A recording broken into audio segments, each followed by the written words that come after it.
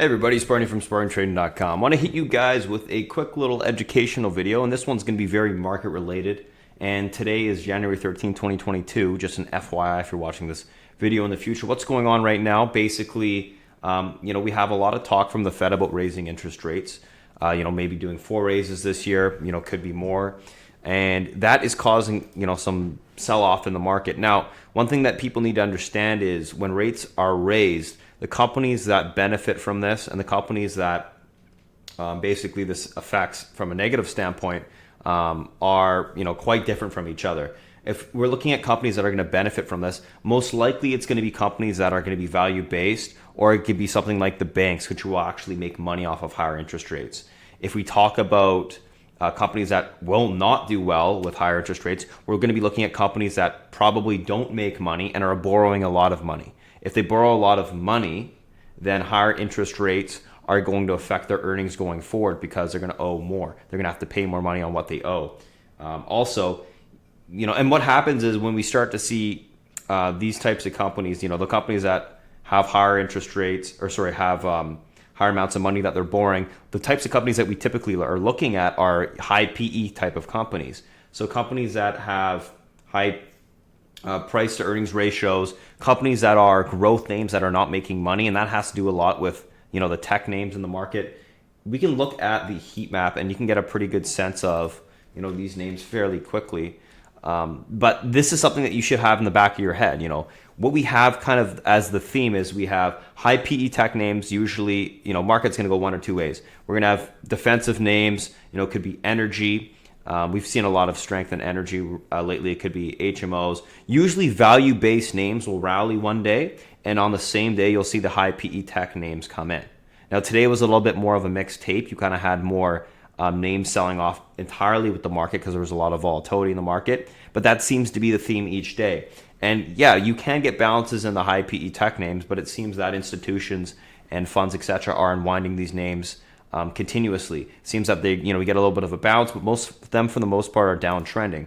I mean, if we look at these high PE tech names, specifically some of the ones that had the biggest drawdowns in the last, we could call it 12 weeks, 16 weeks, 17 weeks. They're all going to be probably growth tech names. I mean, we can look at things like, and if you just look at the daily on these charts, things like Zoom. Obviously, you can see it's been trending to the downside for quite a bit. RBLX, high PE tech name, trending to the downside for quite a bit. Peloton, we already know that one's been beaten down quite a bit as well. Snow, whoops.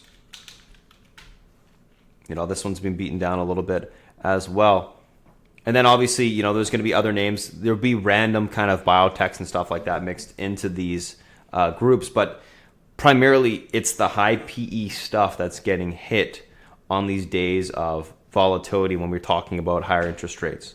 So keep that in the back of your head. It's extremely useful to know and to have in the back of your head in this market. And we also need to consider that are these things actually investable? Should I actually be long these things long term at this point in time if there's going to be this much volatility and these many institutions and stuff selling? Probably not.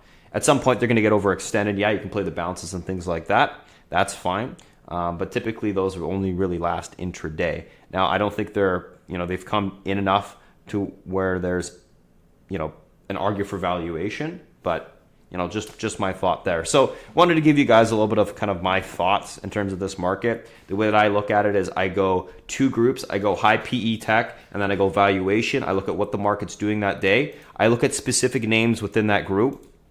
Probably the highest PE tech names. The highest PE in the growth sector, which is typically tech, like I said. I'll look at like a Zoom and a Roblox, things like that, and see if there's strength in those in the morning. If there isn't, there's weakness or head fakes to the upside and weakness, then okay, I'm probably going to think it's going to be a day when those names will sell off. If I see strength in the value-based names, then I can go, okay, maybe we'll see relative strength in those names. And yeah, I mean, that's kind of the way that I'm playing it right now. It's been working decently well for the last couple weeks. I would expect this trend to continue going forward. At some point, like I said, you will see extensions on the high PE names, and there will be some valuation arguments there, and you probably will get some decent bounces. But until then, I think you just trade the trend, and that's it. I know this is a hard market to trade, so I wanted to give you guys a little bit of insight into what I do and what I'm thinking. And yeah, I mean, another easy way to play it is, you know, if you don't want to worry about any of that stuff, guys, there's enough volatility playing in the SPY or the Qs or, you know, the SPX to just play those options or the equity. Obviously equity on the SPY and the Qs, and then you could do options on the SPX if you wanted, or options on all three. But certainly, if you don't want to worry about that, then just play the trends that you see intraday on it. Typically, playing a bigger time frame, like a 15-minute to a 30-minute, or even an hourly, will give you the best sense of direction, because you tend to hold below EMAs all day to the downside if you're selling off, and on the upside, you tend to kind of trend on the EMA and then, you know, flag out, trend, flag out. You can kind of see an example right here. You know, trend, and then, you know, this kind of broke out at the end of the day. Here, same thing.